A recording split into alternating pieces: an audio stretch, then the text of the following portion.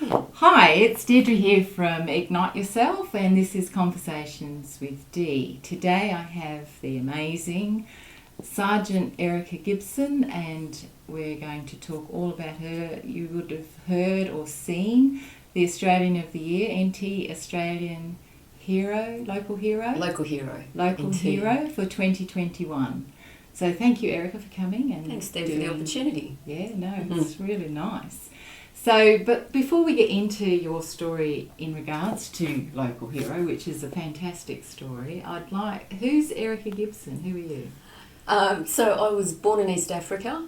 Mum and Dad migrated to Perth in Western Australia, and that's where I grew up. Yes. As an only child. I went to school, all-girls school in Perth, and I went to uni. I finished school, went to uni at Curtin University in Perth with intentions of being a dietitian. Yeah.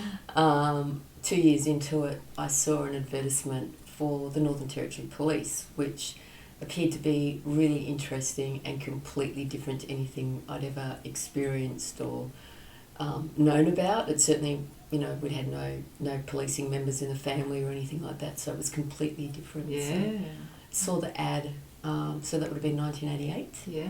Saw the ad and applied, and I thought, I'll just give it a go because I'd never applied for anything before. Yeah. So applied for the job, and in the day got a telegram to say that I had been successful. So I got in, and Dad said to me, "You'll never like it. You won't be able to do this." Yeah. And it was like, game on, let's go. What year was that you started? Sorry. 1988, September 1988. Yeah.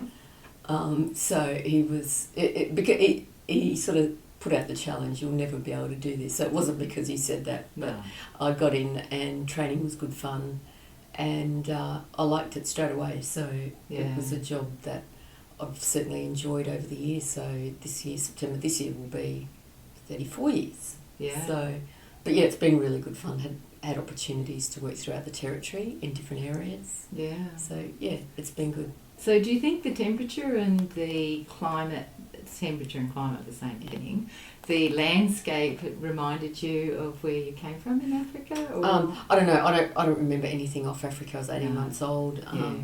Only, listening to Mum and Dad talk about their safaris, not camping trips, but safaris. Yeah. I don't personally have any recollection of Africa. Yeah, okay. But yeah, the territory was an interesting place to be with lots of opportunities. Yeah, and I imagine were there many females in the roles that you were had? Not too many. It wasn't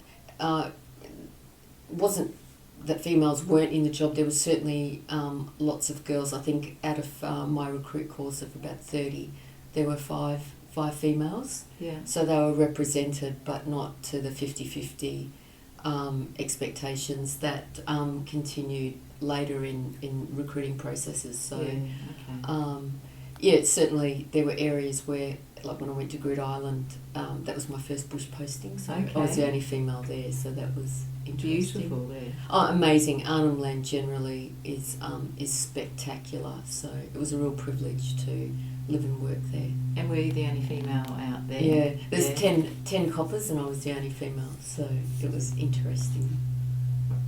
And so you've made lifelong friends that you still have there? Oh yeah, so stayed friends with the police officers I work with, but lots of Indigenous people over the years, whether I've been back to Grid Island for court or been in Darwin, they still recognise me, still have a chat, so you just keep in touch over the time. Yeah, and so all of these years you've worked in many communities, I gather. Yeah, I went to Grid Island was my first community. I did a couple of years there, then I went to the Red Centre, went to Alice Springs for a couple of years, so that was just, it was really challenging because I'd always lived near the water or, being able to drive past the water or to the beach, so to be in the Red Centre was a completely different experience, but the weather and the climate was certainly beautiful, so that offered lots of opportunities and challenges there. And then from Alice I went back to Tennant Creek, did a couple of years there, relieved at Ali Kurung and communities around. Yeah. And then decided it was best a good time to come back to Darwin. So came back to Darwin, worked lots of different areas in town for about 10 years. Okay. So you've obviously loved what you do. Oh yeah, it's the people part, and whether it be other police officers, members of the public generally, but specifically being in a position to engage with victims and people who are in real difficulty, being able to engage with them and be empathetic to their story and listen to what they have to say. That's the critical. And do you think that was just innate within you, or is it something that you've learned through role models? Yeah, learnt over the years. So as a police officer, it's really hard when you're trying to speak to someone and they simply don't want to listen to you, especially maybe bosses. You don't get a voice, so you try different things to make yourself known and give yourself a bit of presence so they will engage with you. So was to practice those skills internally to give victims an opportunity is really, really important. So again, after working in a whole lot of different areas, including prosecutions in Darwin, I went to Nhulunbuy in 2013. Okay. Highlight of my career. Again, land, amazing place to live and work. Yeah, so. Because what, any particular highlight? So apart from being an amazing place and the community and being involved generally with community, as far as policing goes, we had the opportunity in 2015 to implement Family Safety Framework, which was a domestic violence initiative to assist victims, high-risk victims of domestic violence, so those victims who were at imminent risk of either serious harm, so really bad injuries or death.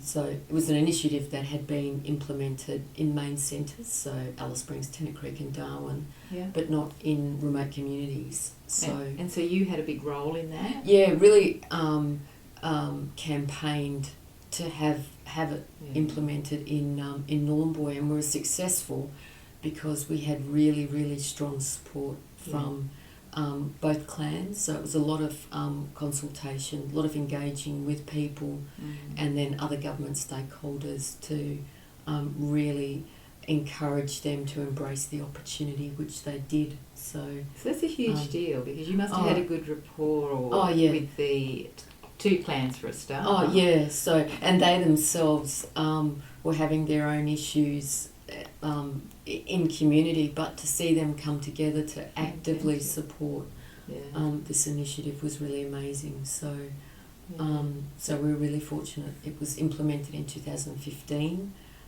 Great success. We had lots of we had a number of fundraising events to create extra funds for like a DV counsellor and funds for the Gove Crisis Centre and things like that. So and so that's now Australia-wide or Northern Territory? Northern Territory-wide. So in main centres, so Alice Springs, Tennant Creek, Darwin and Gove. It's not implemented in other communities. So that's a huge deal. It's a really big deal, and for some of the women who took part in it, and even to this day, they're in touch just to say that how fortunate they were to be given the opportunity and to have that intervention that has essentially saved their lives and made things completely different for them. So fantastic. Well done. So this is what got you the Local Hero nomination? So I was nominated for that. I'm still not really sure who nominated me, and it's not about being nominated for awards or anything else. It's just doing your job, and there are some amazing coppers out there who are doing their job and achieving amazing results. So I was nominated and shortlisted. So I got a phone call. I was doing first aid training in Catherine, doing CPR training, so I had to stop that. To say that I'd been shortlisted and I needed to be in Darwin for the awards ceremony in November 2020, so last year. So I went, okay. So I thought there's some really amazing people, because you get to read who the other nominees are. So it came to Darwin, and the ceremony was at the convention centre. So really, really, really inspiring people were present. And I went through all the nominees, and they called my name out, and I was sitting next to the girl the girls next was like, whose name? What did they say? I was like, that's you. So it was just totally unexpected. Yeah, absolutely unexpected. So it was such a humbling experience to be chosen. Yes. And then have the opportunity to go to Canberra. Yeah. So.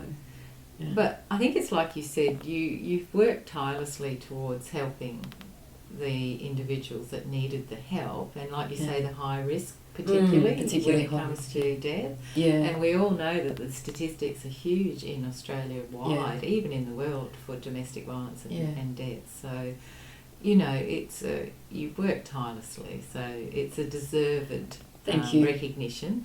Yeah. And it also brings more, I would imagine, would bring more highlight to the issue. Yeah, that is the ultimate aim. So I love my job, and you know I do it to the best of my ability. But to give victims a voice and allow them to be heard is just so important. You know, it doesn't matter whether you're out on the road working as a general duties copper, or you're in the watch house or in prosecutions, still having the opportunity to allow victims to speak and be acknowledged. Yeah, so often for them they're just too scared, and but once you give them that opportunity, and they know that they're being heard. That's the critical element. Yeah, absolutely. Yeah, because I have a friend who was quite high in education here. And she used to go out to community and sit in the dirt with them in the circle, and that way you can help improve education. Yeah. So so local hero for the year, and congratulations. That's really big, and as I said, I believe it's well deserved from how long I've known you. We did a trek together in Tasmania just before the world shut down, didn't we? Amazing. Yeah. That was incredible. Everywhere you walked there was wow. Yeah. What's next for you? What's happening next? We were supposed to be doing overland track, but that we pulled out of it because of the risks associated with COVID. So I think we may have done that preemptively. We could have probably done it without too many dramas. Yeah. But Local Hero certainly gave rise, or certainly highlighted the issue of domestic violence in community, but not only in community but generally. Yes. So we have the opportunity now to have the National Local Hero come to Darwin for Refugee Week in June. So that's fantastic for the Territory to have Rosemary Karaoke here. Yes. So there'll be some events with her. Yes. And we'll get to no doubt have some forums with local refugee groups. So that's fantastic. Exciting. Yeah. Incredible. Yeah, and you'll see the rollout of nominations for the 2022 Australian of the Year, so those advertisements will happen very soon. Okay, great. So yeah. And besides Local Hero or Australian of the Year, and you did go to Canberra, didn't you? What are you doing with yourself? Because you're not trekking. Not trekking. Not yet.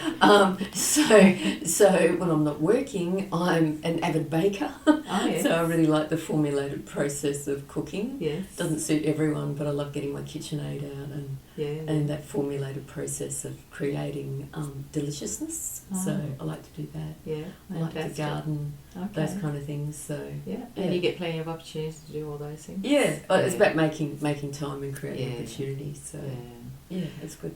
And if you wanted to share anything with the group that you haven't already shared with the audience, is there any last bits that you would say, or just make the most of opportunities as they present themselves? You know, it doesn't need to be planned or formulated or anything else. Just when things happen, make the most of those opportunities, and be a listener. Be a good empathetic listener, because people tell you stories, and there's often a message in that. So make the most of the messages you receive. I totally agree. Thank you very, very much. Thanks, Dee. Thanks for the opportunity. It's really lovely. And we'll see you all again on the next conversation. Bye for now.